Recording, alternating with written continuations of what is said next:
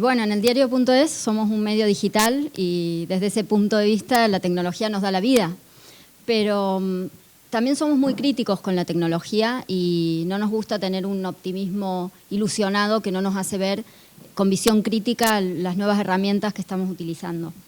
Y el primer paso de eso, o sea, el primer paso de contar eso es difícil porque implica, por un lado, entenderlo y por el otro lado, contarlo.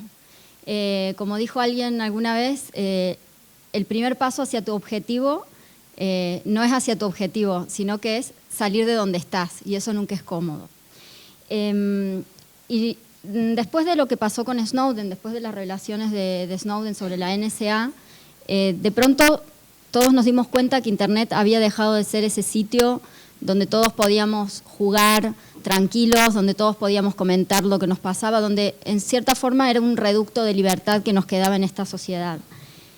Y nosotros como periodistas, sobre todo, pero también como ciudadanos que queremos defender nuestros derechos,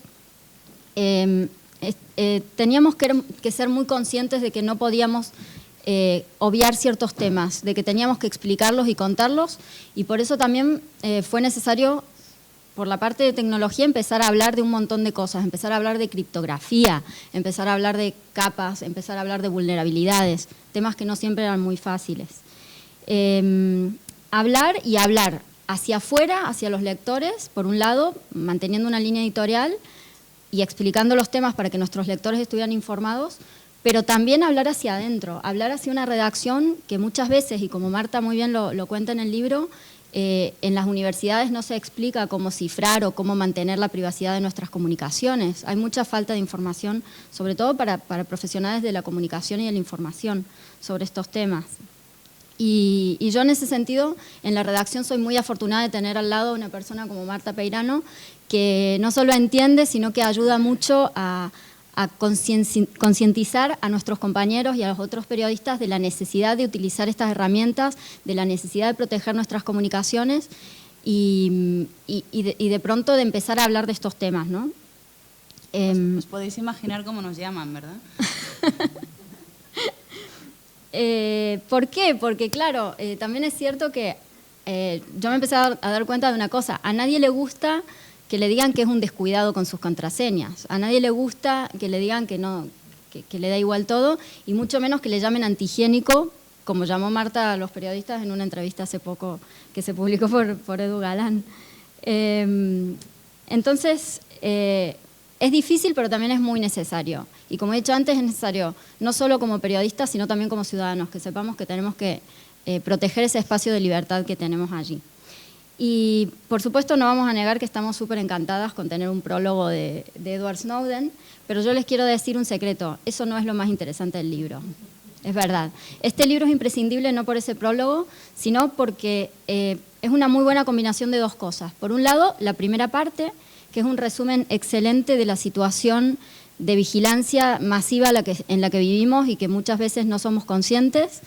Y por otro lado, la segunda parte es un manual que está dirigido a activistas, a personas que trabajan con información, a periodistas, pero también a cualquiera que use un email, y que en estos días somos casi todos. Y finalmente, para terminar, voy a adelantarme a una pregunta que sé que va a salir, y es que es esta postura un poco de la gente que dice: ¿pero por qué estás tan obsesionada con la privacidad si no tienes nada que ocultar? ¿O qué tienes que ocultar que estás tan obsesionada con la privacidad? Y en este caso a mí me gusta responder de dos formas. Por un lado, recordar, todos hemos visto en YouTube estos vídeos de gente que está de pronto cantando en la ducha o bailando sin darse cuenta de que alguien le está filmando, y cuando se dan cuenta que hay una cámara que las está filmando, de repente todo ese estado de creatividad se para completamente, se ve una cara horrorizada, se paralizan, y esa persona pierde ese espacio de creatividad y de libre expresión que tenía. Y esto sucede porque hay millones de estudios sociológicos que han probado que cuando uno sabe que está siendo observado o que uno bajo un estado de vigilancia tiende a elegir entre un abanico menos grande de opciones de comportamiento, es decir, se comporta de la manera en la que piensa que la sociedad más conservadora quiere que él se comporte. Entonces, eso es una pérdida de un espacio de expresión, de libre expresión y de libertad, que yo creo que no podemos dejar que suceda.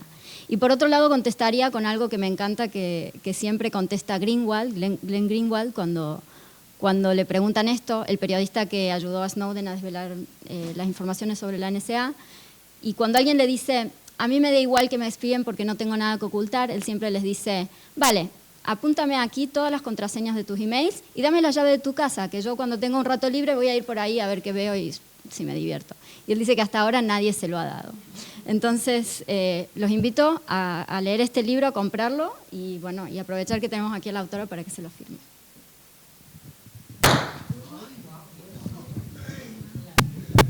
Bueno, eso era la NSA. Haciendo acto de presencia, en primer lugar yo quería agradecerle tanto a Editorial Roca como al diario y muy especialmente a Marta que me hayan invitado. No tengo idea por qué me han invitado porque de verdad yo de esto no entiendo, pero este es un libro que está hecho para gente como yo, gente que no sabe manejar la tecnología pero que necesita proteger no los secretos tanto propios como los secretos de terceros. Es decir, gente que nos confía una serie de cosas en la esperanza y en la confianza en que nosotros no las vamos a revelar. O que no las vamos a descuidar, porque tan grave es revelarlas como dejarlas descuidadamente al acceso de cualquiera. Es decir, si yo en mi despacho dejo abierto el despacho y los archivos, y cualquiera puede entrar y coger documentos y ver notas que me da un defendido o que me explica cosas, eso es grave, pero si lo hago con el ordenador parece ser que estuviese permitido porque somos ignorantes en materia de seguridad. El libro es de lectura obligada en mi despacho ahora y lo está haciendo porque creemos que está planteado en un lenguaje en el que cualquiera puede entenderlo y yo creo que es uno de los grandes éxitos de Marta cuando ha desarrollado esta idea. Yo voy a discrepar de Marlene, yo creo que el prólogo, bueno, no discrepo, el prólogo de Snowden no es lo más interesante, pero yo creo que es un signo claro de respaldo al trabajo de Marta porque es la primera vez que él prologa un libro en su área, es decir, es una forma también de decir yo comparto estos criterios técnicos y estos consejos y si no, no lo hubiese hecho. Yo creo que él ya ha dado muestra suficiente de su independencia personal como para hacer en la vida lo que se le antoje y lo que considera correcto. Es decir, si él no hubiese considerado correcto prologar tu libro, seguramente no lo hubiese hecho, le hubiese amenazado con lo que le hayas amenazado para conseguirlo, pero evidentemente creo que las reglas que se explican aquí y en la forma que se explican, y lo digo desde la perspectiva de una persona ajena a la tecnología, creo que son útiles. Yo muchas veces tengo buenas relaciones, por las mismas que tú explicaste, con la serie de periodistas, pero eso no significa que comparta el cómo manejan sus informaciones o sus fuentes, casi todos con una libretita de anotaciones que por muy raras que las escriban, esas anotaciones cualquiera las podría leer y ya me imagino cómo manejarán las claves de su ordenador y las medidas de seguridad. Algunos me llaman y me dicen, oye, ¿podemos vernos para un tema? Otros me dicen, oye, mira, necesito verte para tal tema. Y uno ya empieza a pensar, bueno, ¿y la seguridad aquí de lo que vamos a hablar, dónde quedó? Yo creo que en realidad yo me he aproximado siempre al tema de la seguridad desde la perspectiva de las garantías de una serie de derechos. Evidentemente, lo que se revela a partir de Snowden es la confirmación de que lo que pensábamos algunos no era un diagnóstico psiquiátrico, sino que era básicamente una realidad. Es decir, no era que estuviésemos viendo fantasmas, es que eso estaba pasando y que en gran medida pasa porque lo hemos puesto fácil. Es decir, no adoptamos unas determinadas medidas que a la larga no son tan gravosas, es simplemente ser sistemático y tener unos mínimos conocimientos y cuando no se tengan, pues simplemente leer el libro, es que los explica muy bien y yo te digo que te sorprendería la de fan que estás consiguiendo en un ámbito de la profesión como el profesional como el de la abogacía, porque hasta los abogados hemos logrado entenderlo. Y eso yo creo que es un gran éxito y bueno, yo creo que es tu momento y tu tarde, así que explica tú el resto. Gracias. Bueno, yo estoy un poco nerviosa y particularmente eufórica porque aquí está como toda la gente que hizo posible el libro, ¿no? Andrés, que me lo compró cuando se lo expliqué hace casi 2 años, y no sé si lo entendió cuando yo se lo expliqué o si se lo expliqué bien, pero me lo compró enseguida y se lo agradezco mucho. Mi editora, Blanca Rosa, que lo imprimió, lo cual es mucho más difícil, y Gonzalo, que creo que es la persona como que individualmente ha hecho más esfuerzos por este libro, aparte de mí misma, por supuesto, y Marilyn, que fue la primera que lo leyó, antes de que cayera en ningunas manos, y no cuando estaba así bonito en papel y eso, sino cuando estaba guarro en un documento digital lleno de ratas y sin dibujos, ni esquemas, ni nada. No, nos sentamos juntas. Y bueno, esto, como ya no es la primera presentación que hago y no es la primera vez que hago entrevistas para explicar el libro y eso, me llama la atención que se repite de manera persistente la pregunta de ¿para qué hacer todo esto? ¿No? Es como encriptar tus comunicaciones y bajarte determinadas aplicaciones y todo eso constituye un esfuerzo sobre todo de paciencia, ¿no? Porque usar estas tecnologías también implican que la velocidad de movimiento de la información es bastante más lenta, ¿no? Se ralentiza mucho, más que nada por los criterios de movimiento que tienen que seguir los datos para que nadie los siga. Entonces, es un poco coñazo usar criptografía, esto es verdad.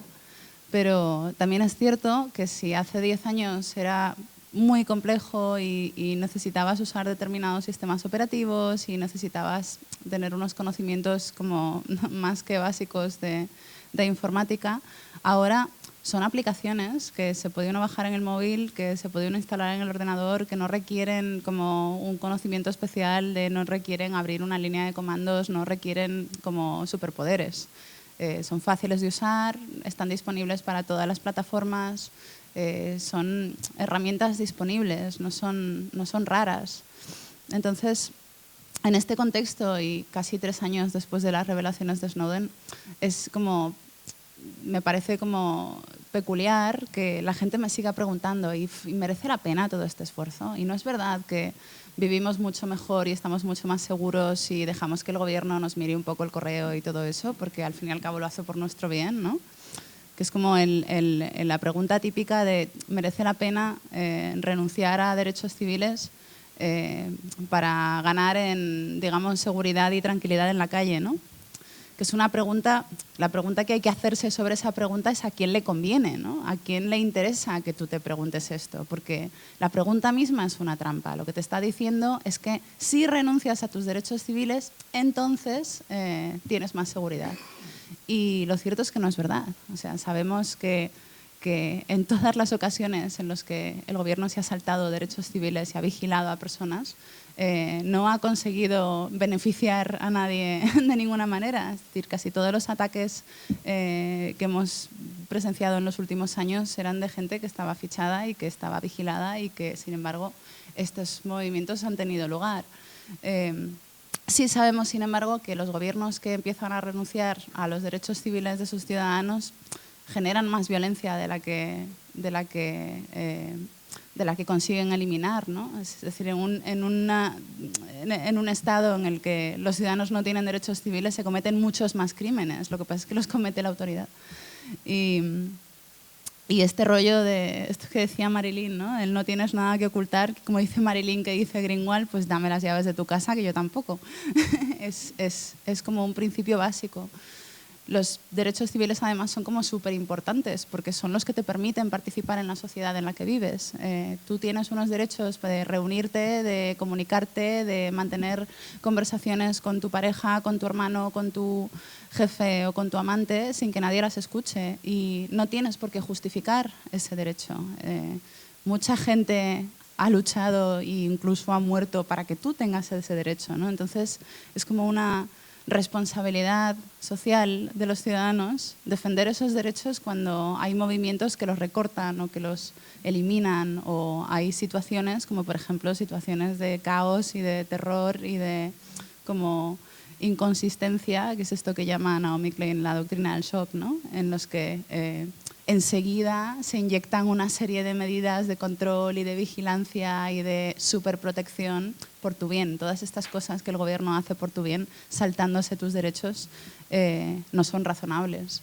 Entonces, ¿por qué usar todas estas herramientas? Pues porque puedes, de momento, porque hay países en los que se está valorando la posibilidad de eliminar ese derecho también, porque efectivamente hay terroristas que se comunican usando este tipo de herramientas y hay gente que vende drogas utilizando este tipo de herramientas.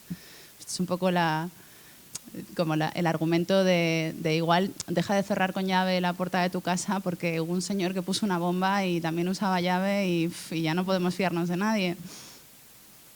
Y luego también hay que valorar un poco qué es lo que quiero decir.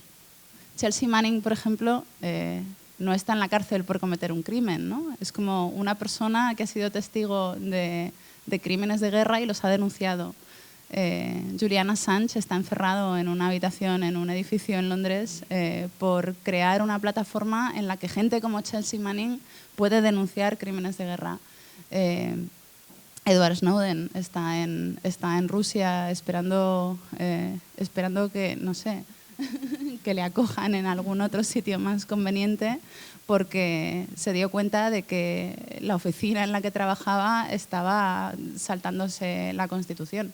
Y entonces recopiló documentos que demostraban que se estaba cometiendo un crimen. Y por todos estos crímenes que ellos no han cometido, están siendo perseguidos, están siendo encerrados, y yo no puedo dejar de preguntarme si esto es lo que pasa cuando estamos todos mirando, cuando es gente que sabemos quiénes son, que tienen cara y que tienen nombre y que salen en los medios, qué es lo que pasa cuando no, cuando no llegan a esto. Por eso es súper importante el papel de los medios ahora mismo, un poco como garante de que cuando hay alguien que tiene unos documentos que prueba que se están cometiendo crímenes y que tienen un alcance internacional que nos afectan a todos, se crean las infraestructuras para que esas personas puedan llegar a los medios y puedan llegar a las portadas y tengan nombre y tengan cara.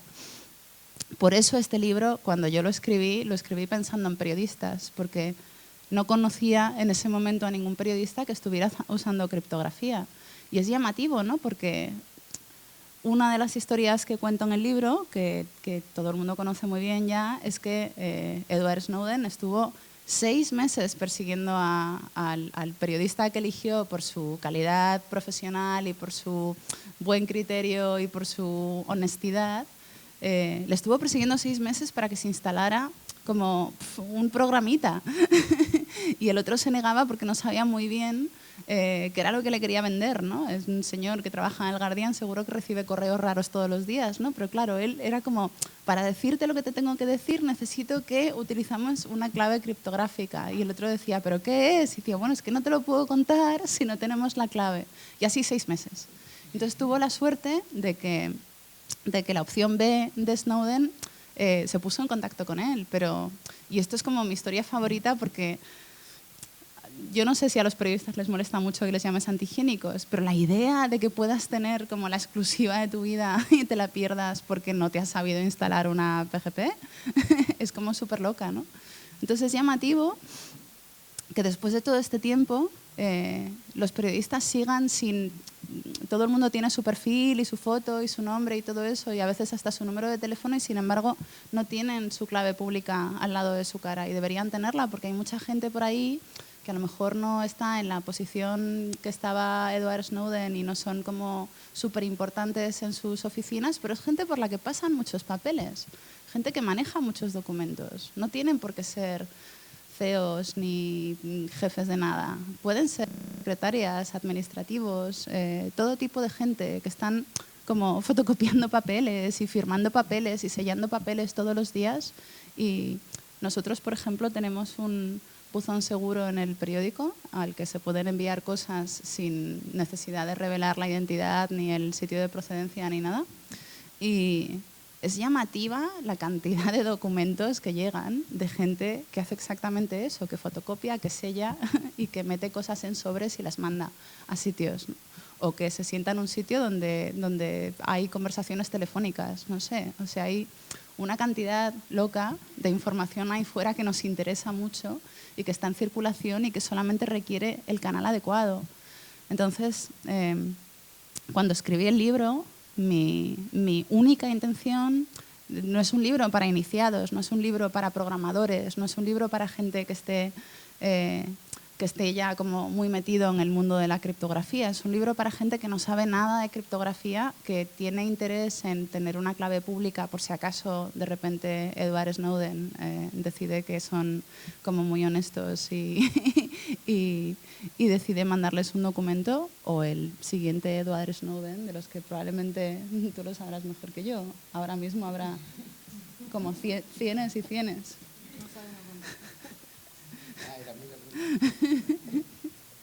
Es como el International Man of Mystery. Y bueno, es un libro que yo pienso que es relativamente fácil de leer. Mi madre lo ha leído, le ha parecido bien. O sea, para la gente que lo lea y se quede con ganas de aprender más cosas, hay una cantidad como loca de recursos ahora mismo en la red, incluyendo en castellano, para que siga avanzando en sus conocimientos. No va a haber volumen 2 del pequeño libro rojo, no va a pasar.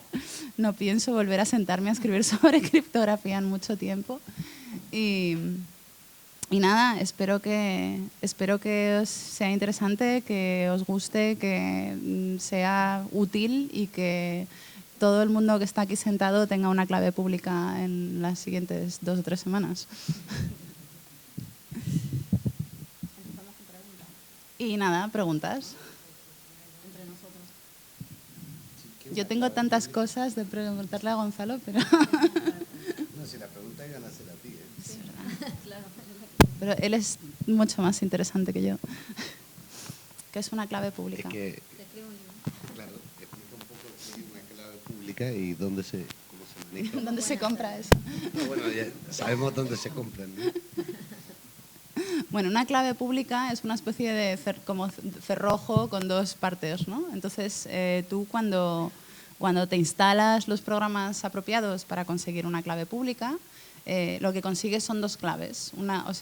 Consigues un tipo de clave que tiene como 2 partes. Una, que es una clave privada que solamente sabes tú y que no tienes ni que mandar por correo, ni que compartir con tu novia, ni que imprimir y colgarlo en tu pared, nada de esto, ¿no? Es como una clave súper secreta que hay que guardarla en un sitio súper secreto, a ser posible protegido con criptografía. Y luego tienes una clave pública que es la que puede ver todo el mundo. Entonces, estas claves sirven para mandarse correos, básicamente.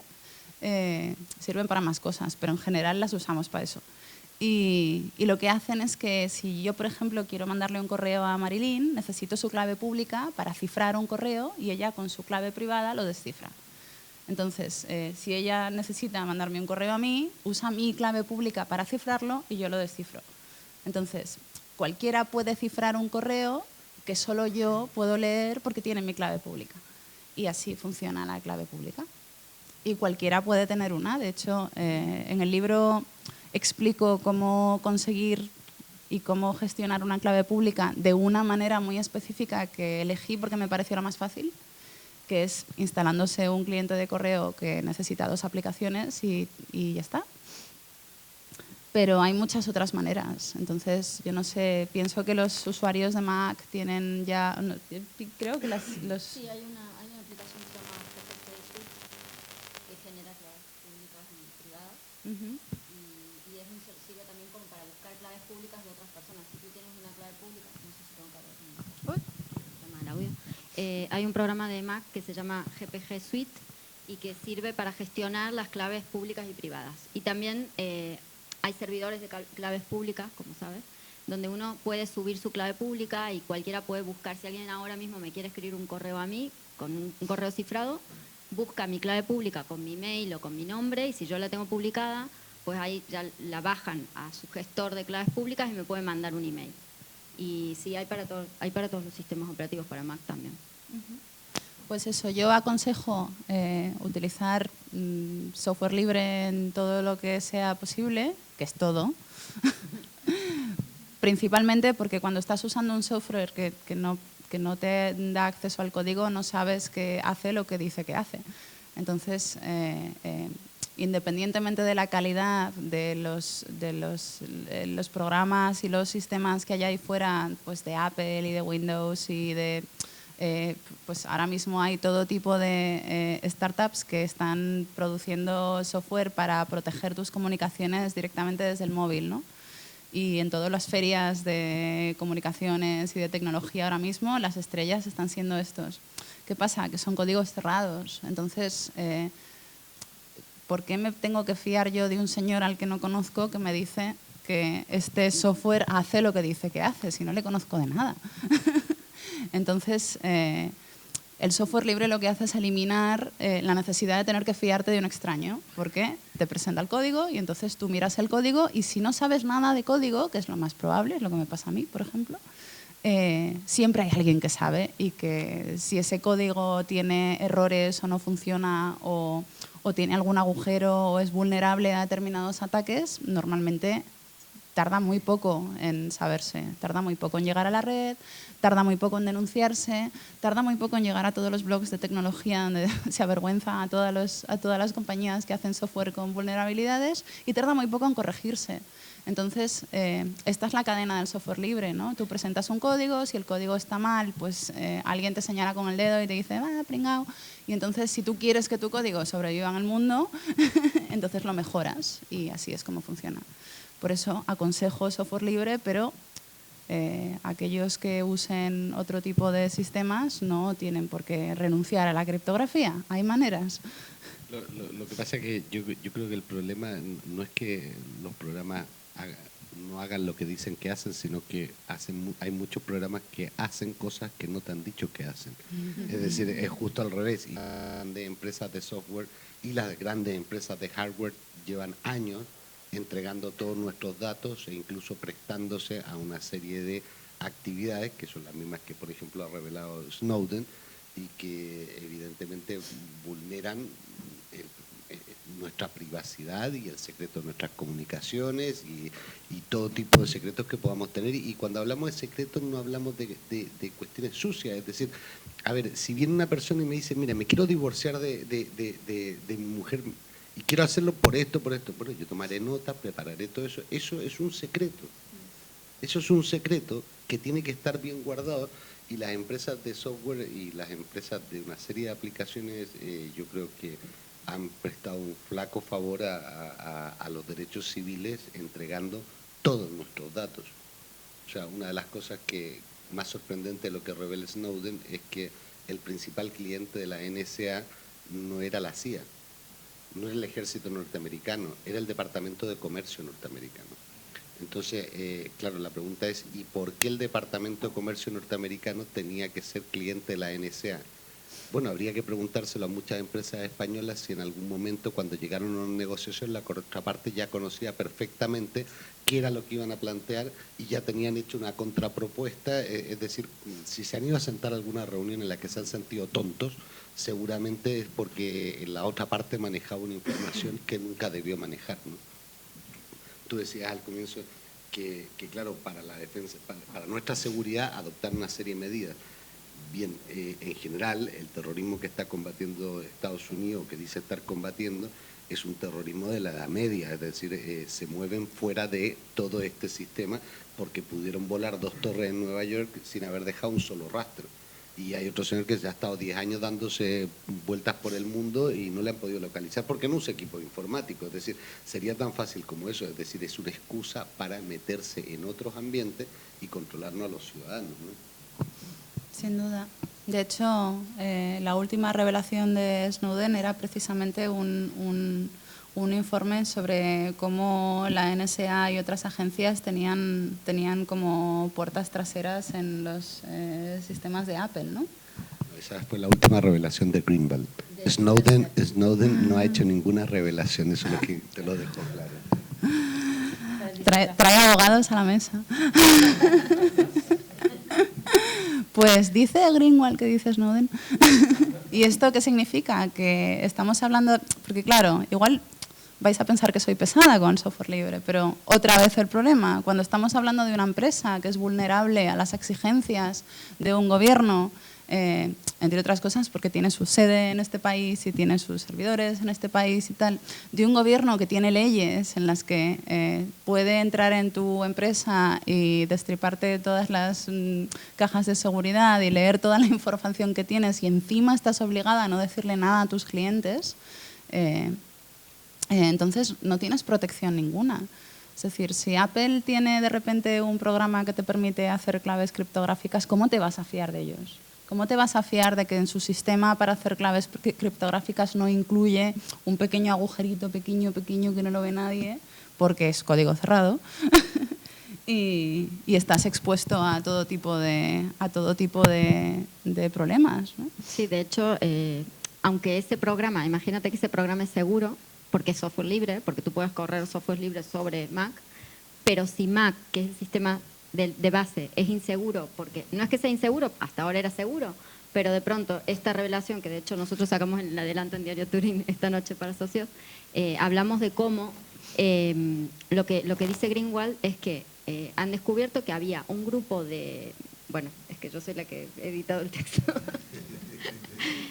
Habla de que había un grupo de analistas trabajando con la NSA directamente para saber cómo penetrar en los sistemas, concretamente iPhone y iPad, a través de un programa que tienen que tiene Mac, que sincroniza tus datos con o sea, el ordenador portátil, el ordenador con tus dispositivos portátiles. Entonces, imagínate que tú estás sincronizando esos datos personales, estás sincronizando tus contraseñas y ese tipo de cosas. Vale, el programa que cifra, el programa de las contraseñas es seguro, pero tú tienes ahí alguien que está continuamente chupando todos esos datos desde ahí. Entonces, incluso se está hablando de que, se habla de que instalaban un keylogger. Un keylogger es un programita que está registrando las teclas que tú le das en el teclado. Contraseñas, todo lo que tú metes a través de un teclado, ellos tienen acceso. Entonces, si esto es verdad, por lo que parece... sí, digo, es verdad. Digo si esto es verdad porque desde el periodismo sabemos que Apple no ha querido comentar en el asunto y la CIA tampoco. Estos datos se los daban directamente a la CIA, a la Central de Inteligencia. La discusión está básicamente en si Dell era conocedora de que en sus equipos se habían instalado este tipo de programas o Dell era el tonto útil de la historia, es decir, la mula involuntaria que llevaba el paquete de drogas sin haberse dado cuenta. Sí, pero en todo caso está vulnerado. O sea, quiero decir, si tienes un Mac, ahora mismo no puedes estar seguro de que aunque hayas seguido todos los pasos y hayas cifrado, estás seguro con tu sistema. Es decir, yo después de leerlo de hoy, sinceramente estoy pensando en otros sistemas operativos ya. Porque, sí, de verdad me lo planteo hoy. Porque, bueno, Linux también. Yo en móvil hace tiempo que yo no uso iPhone, uso Android, porque me siento mucho más segura, porque aquí puedo cifrar comunicaciones, porque tengo aplicaciones que por lo menos estoy más segura en ese sentido, de que mis comunicaciones están cifradas. Yo, hablando de este tema de Dell y aprovechando que te tenemos aquí en la mesa, te preguntaría, o sea, desde el punto de vista, si tú fueras el abogado de Dell, ¿qué les aconsejarías? ¿Que dijeran que sí que lo sabían, pero no les quedó más remedio, o que no lo sabían y fueron el tonto útil?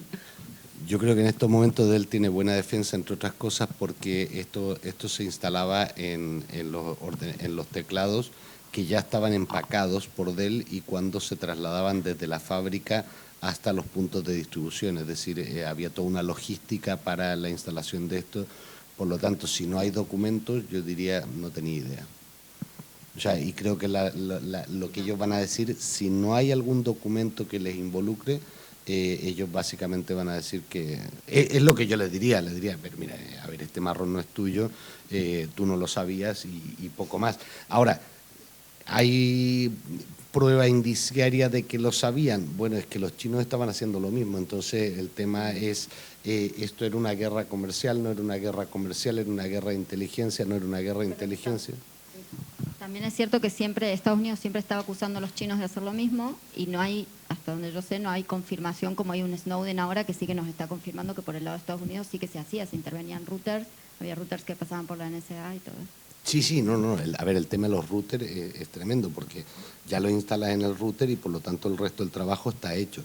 Sí, los norteamericanos dicen que los chinos. Pero nunca ha habido confirmación de eso, o sea, nos quedamos en que los norteamericanos lo han dicho, o sea, que decir, solo tenemos confirmación. Yo no sé cómo se dice whistleblower en chino, pero seguro que alguno va a aparecer, ¿no? Es una cuestión de tiempo. Empezamos con las preguntas para el público, vale. Si alguien quiere preguntar.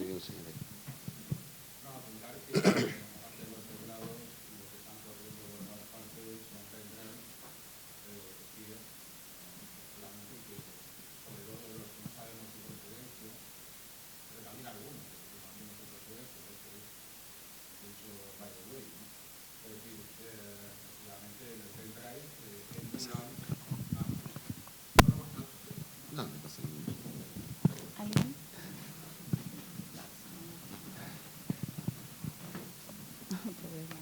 Bueno, yo estaba dispuesta a chillar, que conste.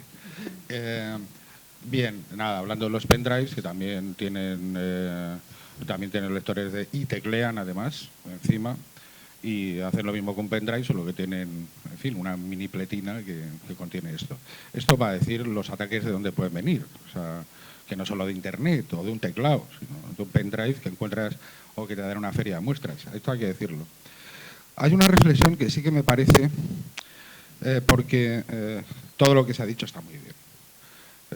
No tengo absolutamente ninguna objeción que hacer, pero conociendo lugares como la República Democrática Alemana o como el Estado de Vigilancia Absoluta, que es el Reino Unido, de videovigilancia absoluta, una cosa que me he dado cuenta, o que me di cuenta en su momento, es de que sus respectivos servicios, en concreto la Stasi por un lado y los servicios municipales de videovigilancia por otro, sí recaban una cantidad de información ingente. Hasta tal punto era ingente que llegaba a ser bastante inútil. Es decir, al final, los vídeos de vigilancia no funcionan o hay que evaluarlos todos en plan digital antes, ¿no? O sea, en plan analógico antes, etcétera, etcétera. De tal manera que durante todo el tiempo que yo he vivido en Inglaterra no he visto evitar un crimen por semejante motivo, ¿no?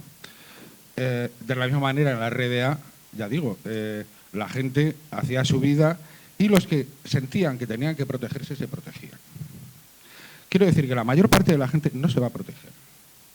Y yo lo que creo es que hay que instar a los gobiernos, a nuestro, para que establezca una legislación para una comunicación segura. Me da igual que sea la red, que sean los móviles, que sean los que sean. Y que sea a nivel nacional y por ley. O sea, y que entonces, cuando actúe alguien como la NSA o el Ministerio de Comercio chino, me da absolutamente lo mismo, o la empresa fulanito, estén fuera de la ley directamente. Y yo creo que es la única solución, porque podemos convencer los que estamos aquí, que estamos todos convencidísimos, pero no vamos a convencer a una cantidad de gente que sí está en peligro real de revelar secretos importantes, de que lo hagan. Pero sí podemos instar a nuestros gobernantes de que, en fin, se tomen esto en serio, ¿no? Voy a contestar una cosa porque justo hoy estaba leyendo algo de esto y repasando de cosas que han pasado después de que Snowden reveló todas estas cosas que ha ido revelando. Yo creo que si nos ponemos a esperar que el gobierno haga algo, pues van a seguir pasando años y no va a pasar nada. ¿Por qué digo esto? Porque desde que pasó lo de Snowden, por ejemplo, aquí en Europa, para ser más concretos, el Parlamento Europeo analizó un informe que se llamó el Informe Moraes, donde después de haber escuchado a mucha gente que sabe del tema, muchos expertos hablar de lo que había pasado con la NSA, si se había vulnerado la privacidad de ciudadanos europeos, norteamericanos, etcétera, etcétera, el informe concluyó que había habido un espionaje masivo, que se habían vulnerado los derechos de los ciudadanos, tanto europeos como, bueno, en este caso interesaba saber de los europeos, y resolvía que incluso instaba, o sea, no tiene poder para dictaminarlo, pero instaba y sugería a los gobiernos nacionales que hicieran todo lo posible para proteger la privacidad de esos ciudadanos. ¿Qué ha pasado después de eso? Os pregunto, ¿sabéis qué ha pasado? Nada. O sea, lo que ha pasado aquí en España concretamente... Concretamente aquí en España, una sola diputada de ICV ha preguntado al gobierno qué medidas pensaba tomar para eso. ¿Sabe? No ha pasado nada más. No, perdona, pero a ver, lo que ha sucedido, espera, lo que ha sucedido y que sucede, ya hay un marco legal, es ilegal, ¿vale? Es ilegal. Ahora, normalmente cuando el gato se queda cuidando la carnicería, se come la carne.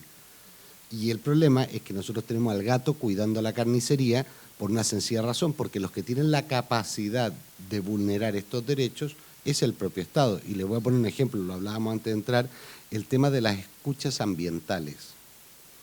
El Tribunal Supremo ya en el año 2010 dijo que analógicamente se podía entender que, bueno, no había una previsión legal, pero que no era ilegal introducir, por ejemplo, micrófonos y grabar, en este caso, en unos calabozos de una comisaría, sentencia que ha sido usada después para colocar micrófonos en los coches.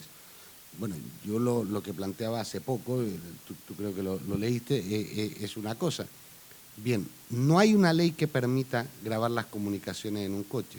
La pregunta es, ¿y cómo se consiguió el presupuesto para comprar los aparatos necesarios para colocarlo dentro de un coche si no está permitido por ley grabar dentro de un coche? ¿Y a quién se entrenó para meterse en el coche y colocar el micrófono? Recientemente, al final del año pasado, el Tribunal Constitucional dijo, no, hombre, no hay habilitación legal y no puede haber una interpretación analógica de la norma que regula las intervenciones telefónicas en caso de delito. Dice, y no habiendo prevención legal, pues evidentemente esto es ilegal y decretó en su día la nulidad, basándose entre otras la sentencia Valenzuela-Contreras contra España, que ya establecía en caso de intervenciones telefónicas. Es decir, no es que haya que crear leyes, sería bueno que las cumpliésemos las que hay. Evidentemente, en casos de delito y delito grave, pues todos los estados recurren a enervación de derechos fundamentales. ¿Qué es lo que pasa? Que eso en España está poco regulado o escuetamente regulado, lo cual ha obligado a que la jurisprudencia sea la que vaya avanzando en ese lado. Pero lo de la NSA, lo de Snowden, perdón, es que hay una empresa española involucrada directamente en todo eso. Entonces, esto no nos pilla tan de lejos. Ahora, ¿qué es lo que tú decías? ¿Que son ingentes cantidades de datos? Sí, es evidente. Hay unos servidores instalados en Utah donde se ha llevado toda esta información masiva que no es para usarla o analizarla a diario, sino es para tener la información por si necesito en un momento determinado decir, bueno, ¿y Marta a qué se dedica? Y tiro de esta carpetita, informáticamente hablando, la saco y digo, a ver, uy, mira, aquí la tengo, sentada al lado de este tío en tal día, vale, vamos a montar el tema. Es decir, lo que están haciendo es una recolección masiva, que los archivos del Stasi también hacían una recolección masiva de datos y después lo que no tenían era capacidad de digerirla. En este caso, lo que viene a decir Snowden es que parece que ya está empezando a haber una capacidad y unos mecanismos técnicos para llegar a una interpretación objetiva de los datos que tienen. Es decir, es más importante los megadatos de las conversaciones nuestras, de las comunicaciones nuestras, que los propios datos de la conversación, porque los datos los podemos manipular. Mira, me llama mi suegra y le digo, estoy en el hospital, no puedo ir a verte. Bien, pero con los metadatos saben perfectamente que eso es falso y que el dato objetivo es otro. Entonces, cuidado con lo que está pasando, porque yo creo que en el fondo aquí se ha levantado la veda y lo que ha hecho Snowden es simplemente confirmar, como decía yo antes, lo que algunos intuíamos por determinadas cosas y poner en alerta a mucha gente de todo esto tan bonito del mundo sin fronteras de la informática, pues tiene un precio y ese precio es un precio caro. Y es interesante también que si todavía conservamos alguna fe en que se cumplan estas leyes, que están relativamente bien escritas, la última reforma del Código Penal deja una serie de posibilidades que cada vez son más preocupantes, ¿no? Leíamos el otro día que, claro, uno piensa, lo que decíamos al principio, ¿no? De si no estoy haciendo nada malo, ¿para qué me van a vigilar? O si no he hecho nada malo, me da igual que tengan mis datos porque no tienen nada que reclamarme, ¿no? Pero ahora mismo con la última reforma del Código Penal, la pertenencia al grupo criminal es simplemente la unión de más de 2 personas que tenga como finalidad o como objeto la perpetración concertada de delitos o la comisión concertada y reiterada de faltas. Entonces, tiene un margen como increíblemente amplio, ¿no? Y incluye cosas tan perfectamente cotidianas y necesariamente democráticas como asistir a una manifestación o como a lo mejor ayudar en una de estas llamadas de la paz y detener un desahucio o unirte a una huelga ilegal o incluso, corrígeme si me equivoco, retuitear como una llamada para asistir a una manifestación, para parar un desahucio o para participar en una huelga ilegal. Todo esto ahora mismo constituye una excepción que permite que a ti te vigilen legalmente. ¿Correcto? Matiza. Yo no estoy tan de acuerdo con eso. Yo creo que a ver, la diarrea legislativa que tienen últimamente hace que sean, francamente, leyes técnicamente muy malas, es decir, que están llenas de agujeros, que yo creo que hay que ver un poco y lo voy a decir claramente, o sea, también está el criterio de los jueces a la hora de interpretar las normas. Lo que pasa es que para mí lo más peligroso no es lo que se está legislando, sino que lo que se está haciendo sin legislar. Es decir, yo creo que es ahí donde está el auténtico peligro. Es decir, lo que aparece en el BOE, al final de cuentas nos enteramos y sabemos por dónde va. Lo otro ya es otra cosa, ¿no? Ahora, yo creo que todos los avances tecnológicos están sirviendo, entre otras cosas, para quedar sobreexpuestos de una forma que, bueno, cada cual tiene que saber cuánta exposición quiere coger, pero hay una parte en que todos hemos confiado en que determinadas empresas, como decías tú antes, no nos van a meter en un lío o no van a entregar nuestros datos. Hay gente que tiene perfiles de Twitter que no son los propios. Bueno, la gente piensa que Twitter no va a dar la información. Bueno, tal vez no la dé a requerimiento de un juez español, pero la dé voluntariamente a las autoridades norteamericanas sin que haya un juez de por medio. Es decir, a mí no me preocupan tanto, o sea, hay cosas peligrosas en las últimas reformas, muy peligrosas, pero me preocupa mucho más lo que pasa al margen de la ley y que lo estamos viendo día a día, ¿no? O sea, eso es evidente, ¿no? Pero tú estás hablando del criterio judicial, pero yo tengo unas cuentas que tú mismo hiciste aquí, que Gonzalo, en un artículo que publicamos en el diario.es, hablando de un informe de Vodafone del 2013, en el que básicamente dice que en España se realizaron 24.212 pinchazos telefónicos y 48.678 casos de interceptación de datos, que es el análisis de datos que decía él, de los metadatos. Haciendo las cuentas, decía Gonzalo que si en España existen unos 2.345 órganos judiciales de carácter penal y de ellos solo 1.675 se dedican a la instrucción penal, que son los que investigan si estos casos son susceptibles de convertirse en escuchas o no, tenemos que cada juez, cada uno de estos jueces, tiene que tener controlada una media de 597 intervenciones telefónicas por juez y por día. Bueno, una cosa pequeñita. Fue muy interesante ese informe porque lo sacó el mismo Vodafone a motu propio, de motu propio, para contar lo que podía contar, digamos, como diciendo, esto está sucediendo. Y bueno, y no pasó nada tampoco. Bueno, pero es que ahí nos vemos, está la ley, y la ley regula las intervenciones telefónicas por orden judicial. Y Vodafone no es el mayor operador español. El mayor operador tiene unas cifras que son de infarto, que es de donde nosotros hacemos el cálculo final. Ahora, ¿cuál es la cuestión?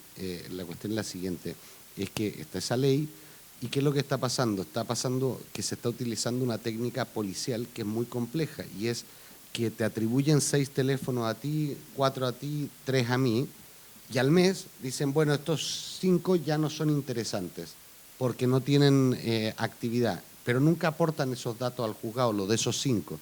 Pero durante un mes han tenido 5 líneas telefónicas atribuidas a ti que han estado bajo escucha. Esas líneas después se llevan a otro procedimiento y después se llevan a otro y son líneas que van viajando de procedimientos porque es imposible llevar un control de todo eso y es más, cada vez que se pide, oiga, ¿dónde están las cintas de esos 5 teléfonos? No, es que como no tenían actividad no se guardaron. Ya, ¿y de quién eran? No, se los atribuimos a ella. Bien, eso está pasando. O sea, yo, por ejemplo, hace un par de semanas atrás terminé un juicio en el que habían habido 823 intervenciones telefónicas, de las cuales 124 números terminan atribuidos a las personas que se terminan sentando en el banquillo. Bueno, ¿y los otros 670? ¿De quién eran? ¿Por qué estaban intervenidos? ¿Para qué estaban intervenidos? ¿En cuántos procedimientos han estado intervenidos esos teléfonos? Es decir, yo creo que la tecnología permite esto, es decir, el viejo pinchazo, que era meter los 2 cablecitos y pinchar la línea físicamente, pues como era más artesanal, más rudimentario, pues no permitía estas intervenciones masivas. Ahora, esto está pasando. Y está pasando y ¿cómo lo evitas? Si la ley lo permite. Lo que no se puede prever es, con estas cifras, cuál es el control que puede tener un juez de instrucción sobre las escuchas que él mismo ha autorizado. O sea, no tendría que trabajar, tendría que estar todo el día escuchando distintos teléfonos para seguir un control. Esa es una realidad. Ahora, bueno, la ley está ahí. Es decir, no se necesitan nuevas leyes, están.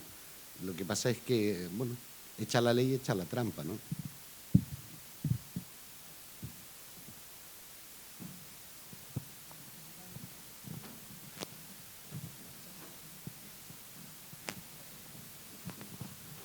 Hola, buenas tardes. Yo lo que quería, al hilo de las cosas que se han comentado en esta sala, bueno, se ha hablado de la NSA, se ha hablado de la RDA, se ha hablado del Reino Unido. Yo quería comentar también un poquito sobre las prácticas de la Guardia Civil Española, que seguramente usted como abogado conoce muy bien. Las prácticas ilegales de la Guardia Civil Española y también podríamos hablar de SITEL y podríamos hablar, centrándonos un poquito más en el Estado español, que es lo que a todos nos afecta. Gracias. Esa es para ti. Bueno, yo acabo de escribir un poco cuál es una dinámica de actuación, que es la que yo veo desde mi visión en práctica. Sí, vamos a ver, a mí CITEL no me gusta, pero no me gusta porque el control final de CITEL pasa por un ser humano. Es decir, sí, como me acaban de traer el auto judicial, yo intervengo.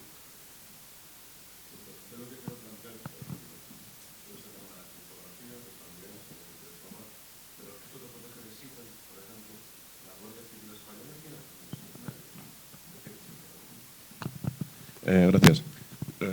Lo que quería decir es, por ejemplo, todo este asunto de las medidas de protección a tomar en tus comunicaciones, la criptografía, todo esto está muy bien, pero, repito, ¿esto te protege de SITEL? O, por ejemplo, también, la Guardia Civil Española no tiene los medios adecuados si alguien, por ejemplo, que en Internet, en foros de Internet, ha expresado ideas políticas, ¿no? Que es un derecho reconocido en la Constitución. Usted sabe muy bien que todos los foros de Internet están taladrados de policías y guardias civiles que están a la caza de a ver quién dice qué cosas o quién escribe qué cosas. Alguno que te coja manía porque no le gustan las cosas que escribes o porque no le gustan las cosas que dices. En fin, la Guardia Civil tiene también los medios para desentrañar toda esta criptografía y para poder leer y escuchar todo lo que quiera. Esa pregunta así de técnica no es para mí.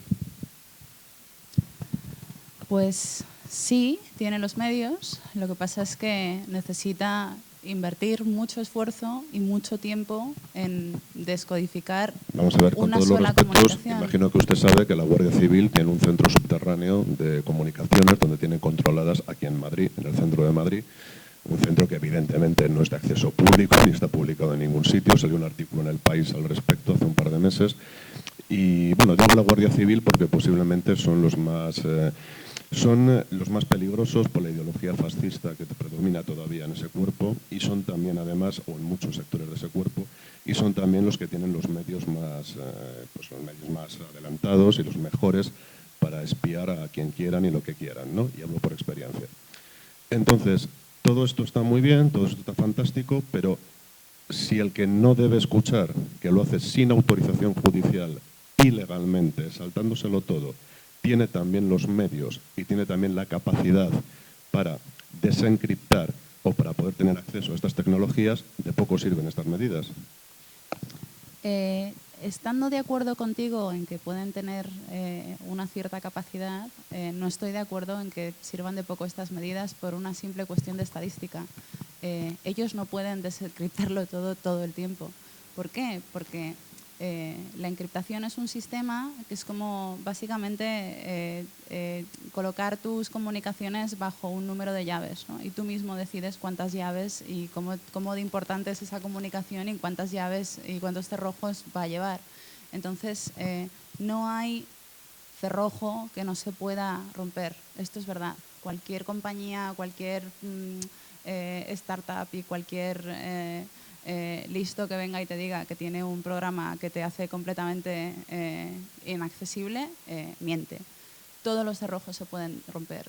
¿Qué pasa? Que es difícil. Entonces, para romper todas las comunicaciones, o sea, si de repente todo el mundo empieza a usar criptografía como una medida, digamos, habitual de higiene en sus comunicaciones, porque las herramientas están ahí, son sencillas de usar y están disponibles y son gratis, lo que conseguimos es que todavía es posible interceptar esas comunicaciones, todavía es posible almacenarlas. Lo que pasa es que es muy difícil que un gran volumen de datos encriptados sean desencriptados como, digamos, en tiempo real. Es imposible estar completamente protegido. Lo que sí es posible es ponerlo muy difícil. Entonces, incluso la NSA encuentra difícil, yo qué sé, uno de los ejemplos que yo pongo para explicar un poco por qué es práctico ponerlo difícil es el tema de Silk Road, ¿no? Silk Road, que es esta tienda que existía en la que se llama la Deep Web, la Dark Web, y en la que se vendían, era una especie de eBay subterráneo, y entonces se vendían drogas y se vendían armas y se vendían órganos y se vendía pues una serie de cosas que normalmente no es legal vender. Y tardaron mucho tiempo en desmantelar este digamos, negocio, y se habló mucho de quiénes eran los responsables y había como muchas leyendas que estaban en Asia y en los Emiratos y no sé qué. Y al final, el año pasado, descubrieron que era un tiparraco que estaba viviendo en una casa compartida en California con dos colegas que no sabían nada de sus actividades y que vivía de una manera relativamente modesta, teniendo en cuenta el volumen de dinero que estaba manejando. Y no le pillaron porque sus métodos, que incluían usar Tor y estar en la Deep Web y usar criptografía y eso, fueran de repente vulnerables. Le pillaron porque el muy idiota decidió comprar unos pasaportes falsos para poder comprar, digamos, espacio en servidores en distintos puntos del globo y así tener sus actividades repartidas por el planeta. Y entonces en el típico, ¿cómo se dice?, control de rutina del Customs en Canadá, que fue donde lo compró, pues le abrieron el paquete y se encontraron con 9 pasaportes con la foto del mismo señor y con distintos nombres. Entonces se lo mandaron al gobierno norteamericano y como estaba su dirección en el sobre, pues allí entraron y allí se encontraron con el tipo. Normalmente, cuando encuentran a alguien que está usando como digamos, una gran cantidad de criptografía para cifrar sus comunicaciones y proteger sus actividades e intentar mantener un perfil lo más opaco posible, normalmente le pillan por una estupidez que no tiene nada que ver con desencriptar nada. Le pillan por un error humano, ¿no? ¿Para qué sirve? Pues sirve para que a lo mejor todas las otras organizaciones y todas esas otras criaturas que hay en la red que no tienen la capacidad que tiene a lo mejor la Guardia Civil o la NSA no tengan acceso a tus datos, por ejemplo. Porque hay mucho más ahí fuera aparte de la NSA, ¿no? Pero sirve también para que la NSA no pueda de repente almacenar todos los datos en limpio de todo el mundo.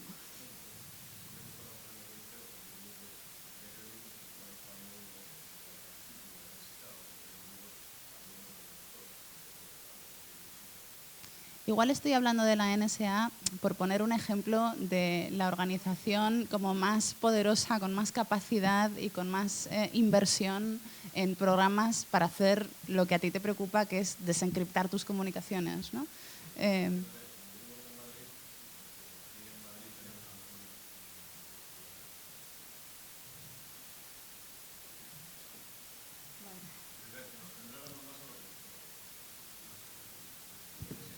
Es que ¿sabes lo que pasa? Que yo creo que el problema es que es difícil entender que lo que nos toca es un cacho de un grupo muy amplio que aquí nadie sabe para quién trabaja. Es decir, los británicos prestaban unos determinados servicios, los españoles otros determinados servicios, los australianos otros, los norteamericanos otros. El intercambio de datos y de tecnología es tan potente que localizar, digamos, o focalizar el tema en una determinada jurisdicción es complejo. O sea, te pongo un ejemplo. ¿Por qué ningún país europeo ha dado asilo a Snowden?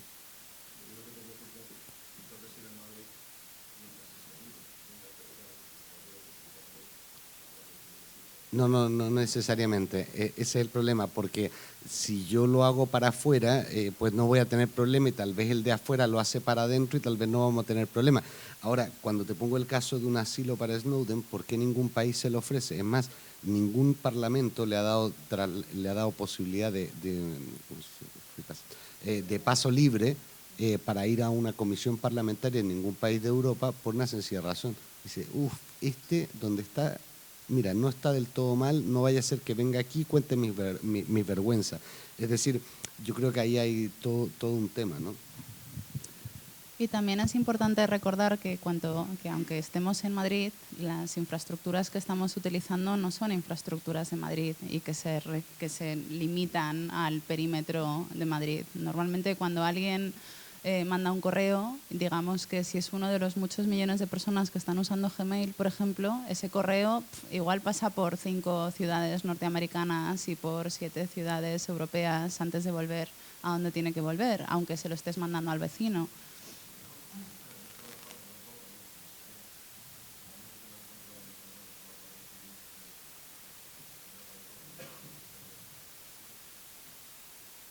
¿Tú querías decir algo? También sucede, bueno, apuntando a lo que decía Gonzalo, por un tema de leyes, también se descubrió que, por ejemplo, Estados Unidos tenía una ley que prohibía vigilar a sus propios ciudadanos y Reino Unido tenía otra ley que prohibía lo mismo. Entonces, ¿qué hacían? Cada uno espiaba a los del otro y luego se intercambiaban los datos. Entonces, por eso también el tema sale del control. Y también quería aclarar que si estamos hablando más de la NSA y de todo del ámbito internacional, también es porque tenemos un Snowden que nos ha confirmado todos estos datos. Quizás todavía aquí no tenemos tantos datos confirmados y nos gusta hablar sobre los datos que se han confirmado, ¿no? Bueno, yo quería preguntar a Gonzalo, porque respecto a los datos de Vodafone, y era simplemente si se refiere exclusivamente a escuchas judiciales ordinarias, porque se olvida lo que es el Centro Nacional de Inteligencia, que tiene, que probablemente hay unas cifras total y absolutamente ocultas, que con un sistema de interceptación telefónica totalmente aligerado, donde únicamente se requiere autorización de un magistrado del Tribunal Supremo, pero de lo que no existe en absoluto cifras, pero que a mí me consta que las cifras son tremendas y que han sido extraordinariamente importantes para determinado tipo de actividades. En este momento, prácticamente todas las investigaciones que se están llevando en relación con el radicalismo islámico, según parece, se están llevando a cabo por el CNI. O sea, de la misma manera que en su momento muchísimas que se realizaron en relación con ETA, etcétera, se hicieron por el CNI, y muchas otras en relación con organizaciones que puedan existir o no organizaciones, o sea, personas, o sea, que en algún momento puedan ser de interés del CNI. Entonces, bueno, pues yo lo que digo es que aparte de Guardia Civil, o sea, de policía, del sistema SITEL, en realidad nos estamos olvidando de que yo creo que el gran número de interceptaciones telefónicas incontroladas las lleva a cabo y digo incontroladas porque esas sí que no tienen ningún tipo de reflejo en ningún procedimiento judicial, simplemente ocurren y ya está, ¿no? Y entonces, las cifras esas que tú te referías también conteniendo las del CNI o no? No. Estas cifras tienen que ver con aquellas intervenciones telefónicas que han sido judicialmente acordadas en procedimientos, en causas penales. Es decir, y lo que usted apunta efectivamente es una cifra que podríamos intuir por extrapolación, pero podemos estar hablando de muchos cientos de miles, sino de más de 1,5 millones de líneas telefónicas intervenidas, cuyo destino final de la información es lo que a mí más me preocupa. No me preocupa que un juez del Supremo lo autorice, sino si no hay un delito detrás de eso, ¿cómo puede un juez, por muy juez del Supremo que sea, autorizar una intervención telefónica con fines de inteligencia? Y la pregunta es, ¿a qué llamamos inteligencia? Porque si lo del CNI se llama inteligencia, pues yo soy jugador de baloncesto. Es decir, el concepto de inteligencia a mí me preocupa mucho cuando lo manejan desde determinados sectores, porque creo que es peligroso, pero efectivamente el agujero negro de las intervenciones telefónicas y de de las intervenciones de las comunicaciones en su conjunto, yo no creo que sea solo este paseo cutre que se dan los grupos policiales de un juzgado a otro llevando los mismos números. Eso yo creo que es significativo, pero lo que usted apunta sin duda que es mucho más peligroso. Sí, pero además yo creo que también nos tuteamos mejor, ¿no? Vale, sí. Vamos a ver, yo creo que también es muy importante todo eso que comentabas de los metadatos, o sea, metadatos que no solamente son de conversaciones telefónicas, sino los que se obtienen precisamente a través, en definitiva, de lo que es, bueno, pues todo tipo de captación de matrículas de coches, en fin, en carreteras, en puestos de pago de autopistas, en puestos en garajes, o sea, que nos captan las matrículas.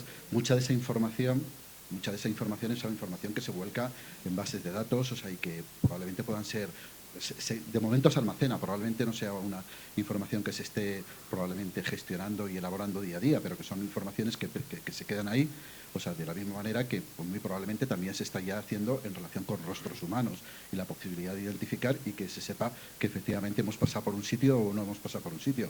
La cuestión está en que eso sí que no hay ningún tipo de norma que impida que quien tenga interés, el Centro Nacional de Inteligencia o cualquiera, pueda estar realmente manejando esos datos y creando bases de datos y se sepa efectivamente que fulano de tal, que pueden reconstruir perfectamente la vida de una persona, o sea, desde las 6 de la mañana que se levanta hasta las 12 de la noche que se acuesta, o sea, en este momento se puede reconstruir prácticamente, o sea, simplemente con los datos, o sea, que pueden obtener por ahí. Entonces, vamos a ver, a mí, por supuesto que yo estoy absolutamente de acuerdo de que por razones higiénicas, yo creo que, bueno, pues cifrar nuestras comunicaciones es absolutamente imprescindible, pero yo creo que, en fin, es una pequeña cosa en el universo, en el universo de peligros de control de nuestra privacidad que existe en este momento. Simplemente era eso. Hombre, yo estoy plenamente de acuerdo, o sea, no será conmigo con quien puedas discrepar al respecto. O sea, yo creo que el nivel de control que se ha adquirido por parte del Estado, de ese ente que se llama Estado, que parece que algunos se lo atribuyen como propio,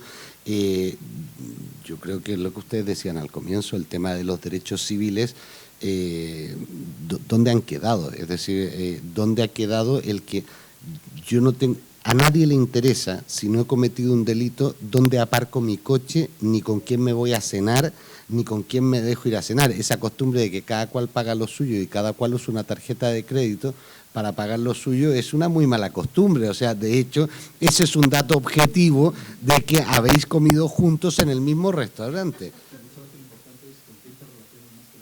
Por supuesto, porque lo que dices puede no ser cierto. Es decir, yo ponía el ejemplo, mira, no te puedo ir a ver porque estoy en el hospital. Eso no es lo relevante es dónde yo estoy cuando digo eso, a quién se lo digo y junto a quién estoy. Eso es mucho más importante. Por supuesto, por supuesto. Y a mí me gusta especialmente que menciones el caso de las videocámaras que hay en las carreteras, ¿no? Porque aquí, por ejemplo, no sabemos cuántas hay, ni qué tipo de tecnología, a lo mejor Gonzalo sí lo sabe, ni qué tipo de tecnología usan, ni con qué bases de datos se cruzan, etcétera. Pero De repente sí que sabemos, por ejemplo, que en Inglaterra, que es probablemente el país más vigilado del planeta, tienen una cantidad completamente absurda de videocámaras que tienen un tipo de software ultra complejo que se cruza con como cientos de bases de datos que están en posesión de la policía y de los nacionales y todo eso, y que incluye capacidades como, por ejemplo, y estos son como, digamos, habilidades que se han ido desarrollando precisamente por culpa de las protestas, ¿no? De las manifestaciones. Les preocupa mucho si están, qué coches van siempre juntos a qué sitios, ¿no? Si tú vas con un coche y tienes la costumbre de ir con alguien y esa persona que va en el otro coche no es tu mujer, esto ya les parece sospechoso. Y si tú de repente aparcas todos los días en un sitio y ese día aparcas en otro, les parece sospechoso. Y porque ha habido un caso de gente que ha acabado en la cárcel porque de repente una base de datos de mala calidad se ha cruzado con otra y han pasado cosas. Se ha destapado mucho la actividad que se genera, o sea, la cantidad de información que se genera en las carreteras, ¿no? Que tienen una capacidad como de alcance no solo de ver matrículas, sino también de ver relaciones y de ver rostros y de ver cuánta gente hay en un coche y qué es lo que llevan puesto, exacto, y dónde se aparcan. Exacto. Por ejemplo, lo que podemos estar tranquilos es que esas cámaras parece que no funcionan muy bien, porque, y les voy a dar un ejemplo, en Ceuta hay unas cámaras para vigilar el perímetro fronterizo, y cuando murieron los 15 inmigrantes el 6 de marzo, justo en los momentos clave la cámara no grabó. Es decir, que esas son cámaras con una capacidad de actuación muy limitada, porque, les digo, hemos estado en las declaraciones de los guardias civiles y justo hay unos trozos que no se grabaron, y yo creo que eso tiene que ver exclusivamente con que la calidad de esas cámaras no es la mejor, porque se veía todo clarito y justo se cortaba. Y entonces, y cuando retomaba ya el guardia civil estaba sonriente. Entonces, yo creo que desde el punto de vista ciudadano, pues veis que nuestros recursos públicos están bien invertidos. Yo les ponía antes el ejemplo del tema de no hay una ley que permita grabar una conversación en un coche, pero hay micrófonos para ser instalados en los coches y que vayan en tiempo real transmitiendo la comunicación que se pone en el coche. ¿Quién autorizó la compra de esos equipos que vulneran la ley? Porque eso existe. O el fin de semana pasado me llegó una comunicación, que ustedes también lo han publicado, el lunes lo publicaste, a mí el viernes en la noche me dicen, una activista que asistía a un congreso, han encontrado esto y me mandan la foto. Era un equipo de seguimiento con una moneda al lado para que tuviéramos una dimensión en la foto, que bueno, ustedes lo sacaron el lunes. A mí el viernes en la noche o el sábado en la mañana me despiertan con esto y... Domingo, después que yo. Bien. Era una cuestión de celo. No. Claro. No, pero lo que digo es que eso es preocupante. Son aparatos que tienen un costo, que tienen una tecnología, que han sido comprados, importados o fabricados aquí, da lo mismo, y son ilegales. Es que se están usando recursos públicos, nuestros propios recursos, para vulnerar los derechos fundamentales. Yo estoy convencido de que sí. Ahora, eso es una cosa que la gente no es suficientemente consciente, ¿no? Y además, a mí ese tema me pareció grave porque yo hablé con la chica y estaba asustadísima. Y con toda la razón ella decía, yo no sé... esto que he estado grabando, estos datos que tiene de dónde ha estado mi coche, yo estoy haciendo mi vida estos días, no sé hace cuánto está este dispositivo aquí, y yo ahora tampoco sé quién ha visto quién tiene esos datos, qué persona está viendo esos datos, y si individualmente, dice, yo no me siento segura en mi casa, yo he ido con mi coche a mi casa, he ido a un montón de sitios donde yo vivo y hago mi vida cotidiana, y yo ahora no me siento nada segura. Entonces, ese tipo de falta de garantías de todo, ella incluso enseguida cuando le pasó esto fue a denunciar el hecho de lo que había pasado, y cuando fue a hacer la denuncia al juzgado le dicen, ¿a quién va a denunciar? Y ella dice ¿va a poner una denuncia contra quién? ¿Contra nadie? Y entonces ella dice, bueno, no, sí, dice, contra la policía. Y le hicieron un comentario en plan como, vale, esto se va a archivar, ¿sabes? O sea, un poco así. y se quedó con una situación de total desprotección, donde ella ni siquiera decía, no sé para qué hablo con la prensa porque esto no va a servir de nada. Y todos nos quedamos un poco así, ¿no? O sea, como estas cosas que pasan, esto pasa y nadie dice nada, no pasa nada, no se investiga, no sucede nada, o sea, fue como una cosa muy curiosa y que está pasando, ¿no? Sí, yo quería hacer dos preguntas muy rápidas a la mesa. La primera es si conocen ustedes de alguien en el legislativo o en el ejecutivo que tenga los conocimientos técnicos sobre telecomunicaciones para que se hagan las leyes técnicamente como es necesario, y en el caso de que la respuesta sea negativa o que tienda a ser negativa, por parte de quienes se asesoran. Y la otra pregunta es esta.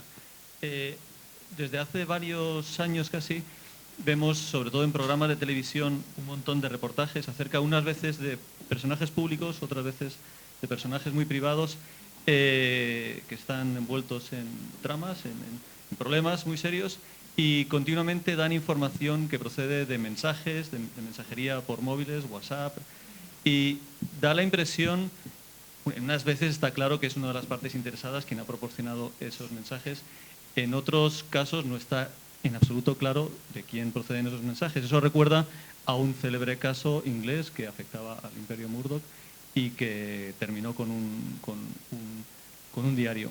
Y me gustaría saber si ustedes creen que eso que pasó en Inglaterra y que pasa en muchos otros sitios, de empleados de las empresas que se dedican a la mensajería que trafican con estos datos para las empresas de información, si eso está ocurriendo aquí en España y si les preocupa.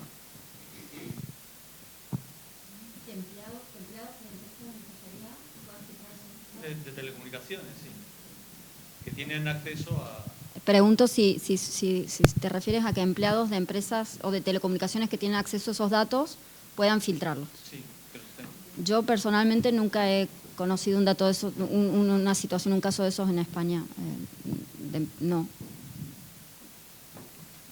Yo en el tema de capacidad técnica legislativa, al que veo más preparado el ministro del Interior, se le apareció la Virgen en Las Vegas, a partir de ahí lo veo bastante preparado para tener esa visión de futuro importante de cómo abordar el tema. Ahora, en mi opinión, estos temas deberían de trabajarse en unos procesos legislativos serenos, muy bien dotados de personas cualificadas y con unos procesos de evaluación y de reflexión bastante intenso. La dinámica legislativa en la que estamos sumidos en los últimos años no creo que refleje eso. Es decir, hacer leyes es como ir componiendo partes de un puzzle. Quitas algo de aquí, se te puede caer algo de otro lado. Es decir, yo creo que para eso siempre ha habido comisiones de estudio, una serie de cosas que no veo, o sea, a ver, las chapuzas legislativas que estamos viendo no parecen demostrar que haya esa gente capacitada, o si la hay, no es a la que se está acudiendo para hacer este tipo de normas, ¿no? Evidentemente, un tema de estas características requiere una valoración en equipos multidisciplinar, porque yo puedo saber algo de leyes, pero resulta que hay una serie de conocimientos técnicos que me las pueden colar todas, porque no tengo idea. O tú puedes saber mucho sobre cómo proteger esto, pero es que mira, eso con esta otra ley, es decir, yo creo que plantear que esto es una cosa de personas concretas con capacidades, no, yo creo que en España hay gente muy capacitada para abordar esto en una dinámica legislativa clara, pero esas personas tienen que trabajar coordinadamente en distintas áreas, ¿no?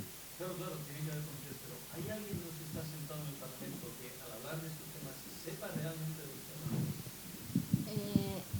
Como yo dije antes, en este tema, por ejemplo, justo en el caso de Snowden y tal, la única diputada que presentó la pregunta a Rajoy fue del ICV, fue Laia Ortiz, sí.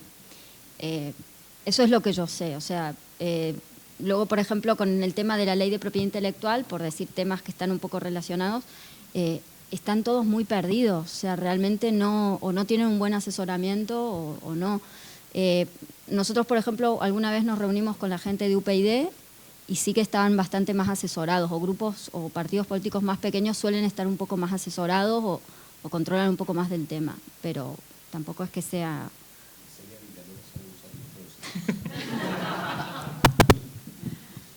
Bueno, y este es el motivo por el que existe el fenómeno del partido pirata, ¿no? Es decir, partidos que se dedican a una sola cosa y la hacen muy bien y son necesarios, aunque sean muy pequeños y estén muy especializados, precisamente porque imponen el tipo de vigilancia necesaria para que ciertas leyes no se pasen solo porque los conocimientos técnicos del Parlamento no están a la altura o que los congresistas no saben muy bien de qué se está hablando y entonces pasan porque les parece que no tiene importancia. Exacto. Esto pasó mucho al principio con las leyes de propiedad intelectual y con el registro de patentes y con los patentes de software, etcétera. Pasaba tan a menudo en el Parlamento Europeo que intentaban colar leyes, pues yo qué sé, el día de caza y pesca, ¿no? Intentaban colar ahí como legislación que permitía patentar cosas que teóricamente el Parlamento Europeo no quiere patentar. Lo que pasa es que los conocimientos técnicos de las personas implicadas a lo mejor no estaban a la altura. Por eso existe el Partido Pirata y es bueno que exista precisamente por ese agujero que mencionas tú. En el otro caso, no sé si he entendido muy bien la segunda pregunta, pienso que estabas preguntando qué pasa con todas esas comunicaciones que se han publicado y que han sido a lo mejor facilitadas por personas, administradores de la propia empresa que maneja tus comunicaciones, ¿no? Pues claro, esto es delictivo, pero lo que no puedes esperar es que usando infraestructuras ajenas y fiándote de... Es que volvemos un poco al tema de la confianza, ¿no? ¿Para qué te vas a fiar de alguien a quien no conoces? ¿Para qué te vas a fiar de una empresa solamente porque dice que va a respetar tu intimidad? Hace poco se publicaba, no recuerdo dónde, que Facebook se sabía tus contraseñas en Facebook. Y es como, claro, claro que se las sabe. Y Google se sabe tus contraseñas del Gmail. Esto no puede sorprender a nadie. Entonces, cuando eres vulnerable a que la empresa que te da el soporte o que te da la plataforma o que guarda toda tu información en sus servidores, es decir, en su cocina, tiene acceso a todas tus passwords y todo esto, la única manera que tienes de protegerte, volvemos otra vez al tema de la criptografía, es que tus datos salgan cifrados de tu ordenador y no se descifren hasta que lleguen al sitio apropiado. Entonces, sí, puedes usar la nube, puedes usar Gmail, puedes usar Facebook, puedes usar un montón de plataformas que nos hacen la vida más fácil, pero no dejes en la cocina de otro a quien no conoces de nada información, digamos, que te hace vulnerable, porque entonces eres vulnerable a todas y cada una de las personas que trabajan en esa empresa y son empresas muy grandes. Estadísticamente siempre va a haber alguien que maneje más información de la que le corresponde y que la use de manera inapropiada. ¿Es ilegal? Sí, pasa todo el rato.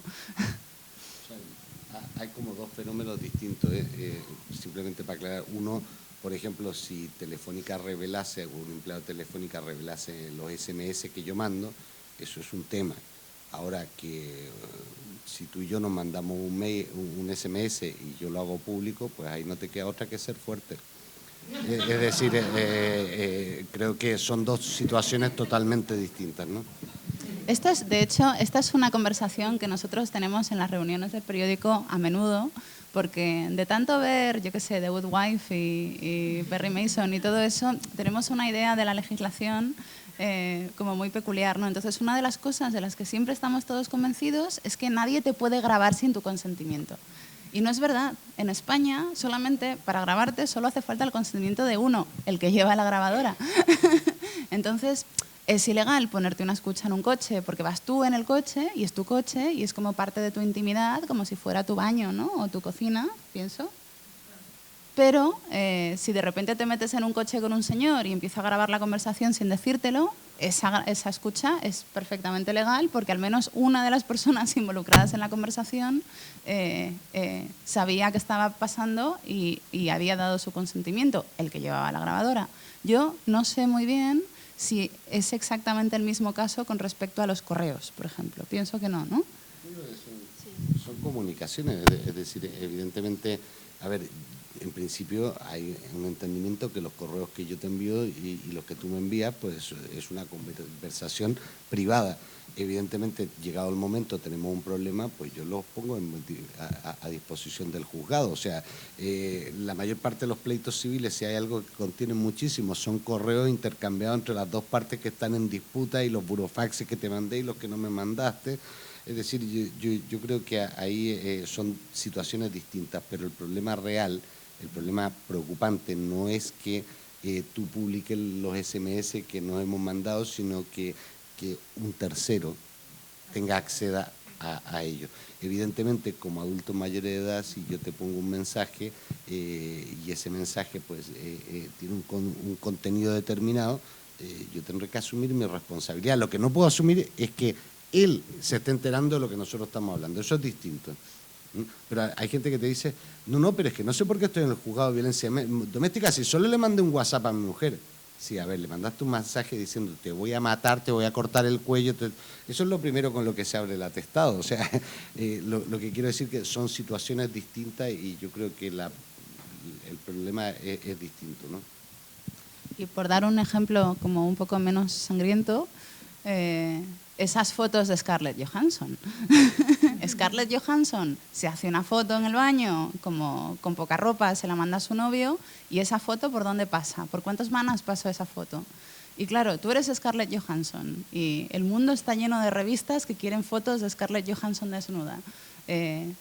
Las posibilidades son infinitas, ¿no? Es como, estadísticamente hablando, siempre va a haber alguien en una de esas empresas, cientos de miles de personas que trabajan en esas empresas, siempre va a haber alguien que va a tener un uso para tus materiales, ¿no? Aunque no seas Scarlett Johansson. Y ya no sé, no tiene por qué ser alguien que te conoce, ¿no? Pero yo a veces me pongo a pensar, coño, yo tengo amigos que a lo mejor trabajan en Telefónica. Es como, por esa gente pasará mi nombre también. No sé, es importante, pienso que cuando envías todo ese material ahí fuera, no preguntarte, ¿este lo protejo o no lo protejo? Porque a lo mejor, bueno, tampoco es tan importante, pero luego igual en el futuro, no, sino protegerlo todo, y a eso me refiero con el tema de la higiene, protegerlo todo sabiendo que dejas tus cosas importantes en manos de alguien que no conoces de nada. Sí, todos los mensajes que han salido en prensa, ¿no? Ya sean de WhatsApp, de email, precisamente eran probablemente porque no están encriptados, ¿no? De esa forma, ¿cómo se sabe que realmente al no estar encriptados, no se sabe que son reales o pueden ser totalmente manipulados? Porque precisamente una de las cosas que al no estar, el que te facilita al encriptar es que te asegura que el destinatario y el receptor es el mismo, pero si no está encriptado, o sea, nadie puede asegurar que un mensaje de email, un mensaje de WhatsApp no sea manipulado, ¿no? ¿Hasta qué punto legalmente esto realmente puede ser válido, ¿no? A la hora de todos estos casos de corrupción que han salido, ¿no? Y otra duda también es en qué idioma leyó el libro Snowden. O sea, a ver, lo de los mensajes, yo creo que son dos cosas distintas. Es decir, tampoco el presidente del gobierno ha dicho que no haya recibido o no haya enviado esos mensajes. Él no ha negado ni el contenido, ni lo uno ni lo otro, es decir, ha guardado silencio. Y lo otro no tengo idea. Yo no sé si pondría la mano en el fuego, pero estoy 98% segura de que todas las manipulaciones dejan huella. Entonces, es muy probable que si alguien se manda usando la wifi de la librería, un mensaje con otra persona dentro de la librería, ese mensaje puede ser interceptado y perfectamente manipulado por una tercera persona de manera súper sencilla sin que nadie note nada. Pero si entramos en un tribunal y nos ponemos a rastrear como todos los datos de ese mensaje, probablemente una manipulación que le suceda por el camino es algo que deja huella.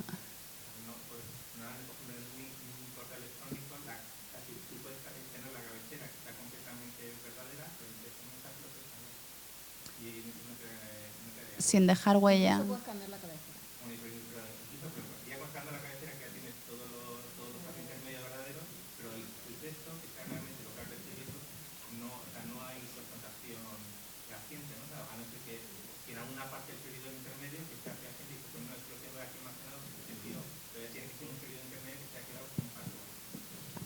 En cualquier caso, sí. es como mejor mandarlos cifrados. Además, normalmente la gente que usa criptografía es como cuando no está usando criptografía, está usando una firma digital que demuestra que son ellos los que están mandando ese mensaje y su firma digital lo demuestra, ¿no? Es como que hay como dos niveles de seguridad ahí. La comunicación más segura es la que no se ha producido, ¿vale? O sea, a partir de ahí yo soy más de la técnica de marcar el arbolito y que el otro pase a buscar el papelito, porque todo lo que me estás contando, o sea, a mí me desborda, pero de verdad creo que todas estas comunicaciones, o sea, una cosa es, si tú quieres una comunicación 100% segura, pues no lo digas. No, pero igual me agradece que te Claro. asignen una comunicación que no es tuya. Al usar comunicación no cifrada, cualquiera puede decir que lo has mandado tú cuando tú realmente... La última pregunta, ¿no? La última. Hola, bueno, primero agradeceros la charla tan amena, que vemos que se está prolongando y es porque estamos interesados. Y luego, segundo, pediros que comentarais algo sobre la Operación Pandora, que yo creo que viene bastante a cuento, ¿no? No sé si recuerda la gente, a mediados de diciembre del año pasado, sí, hubo una redada en Barcelona, se registraron varias casas, hubo 7 detenidos, creo, y parte de la acusación era el uso de herramientas de encriptación para proteger la comunicación, ¿no? Entonces, en ese caso, es evidente que también genera indefensión no solo tener la comunicación abierta, sino tenerla protegida, ¿no? Entonces, era eso solo, gracias. Yo de ese tema no puedo hablar. Y estábamos hace un rato, José Manuel y yo, hablando precisamente de este tema, ¿no? Que decía, el problema que tienes cuando estás usando Tor o cuando estás usando una PGP o cuando estás usando cualquier herramienta criptográfica es que te estás poniendo como un target en la cara, ¿no? Estás diciendo, aquí está pasando algo. Esto es un problema que se resuelve usando cifrado y usando sistemas de cifrado como de manera habitual con todo el mundo. Es decir, cuanto más popular sea ese protocolo, menos vulnerable eres, ¿no? También quiero que tengamos en cuenta que, por ejemplo, analizando los datos que da, las métricas que da Tor, el proyecto Tor, por ejemplo, de su proyecto de gente que está usando cifrado para su navegación, por ejemplo, no son tan pocos como puede parecer. O sea, ellos tienen publicado todo el tiempo la métrica de la gente que accede. Bueno, es bastante complicado porque hay distintos tipos de ser parte de la red, de formas de ser parte de la red, pero si mal no me acuerdo, lo he escrito yo misma, pero ahora tengo un montón de cifras. En España, a diario, solo en España, hay 750.000 personas usando Tor. Si somos más, es más difícil estar todo el tiempo mirando todo lo que hacen tantas personas. Yo creo, y hablando en términos genéricos, pienso que lo que no se puede hacer, pero se está haciendo, es criminalizar el uso de estas medidas de protección. Es decir, los jueces tampoco son tontos. Es decir, cuando les llega un tema así, en el que por muy bonito que diga el atestado, la gente puede terminar quedando en libertad porque no sea un indicio de criminalidad el encriptar tus comunicaciones, porque si eso fuese, entonces este libro también podría tener un fuerte componente criminógeno porque te enseña cómo usar esto. O sea, sería como una suerte de sutabe. Mira en la que te has metido. Es un poco lo que hablábamos al principio, por volver también y cerrar un poco. O sea, esta cosa de, bueno, y si no tienes nada, este pensamiento falso que está también invadiendo ahora también el discurso de medios y de gente un poco desinformada que comenta el tema y que dice, bueno, pero si no tienes nada que ocultar, algo tendrían estos que los estaban vigilando. Pues no. O sea, no podemos pensar así porque estamos criminalizando y estamos poniendo el foco en la víctima cuando hay un hecho ilegal que está sucediendo. Y esto mismo pasaba cuando yo estaba hablando con la chica a la que le habían puesto el GPS en el coche. Ella decía, es que ahora todos están preguntándome, ¿y tú de qué movimiento social eras? ¿Y tú qué estabas haciendo? ¿Y tú qué tal? Y esa es la actitud equivocada. Y también es la actitud equivocada cuando cubrimos una noticia. O sea, hay que ver qué ha pasado y cuál es el hecho. El hecho de la noticia ahí no era el perfil de la chica. El hecho de la noticia era que ella tenía un GPS que era ilegal en su coche. Ese era el hecho. y creo que si todos empezamos a pensar de esa forma, vamos a tener también una sociedad más libre y también más segura para todos. Bueno, ¿de perdón?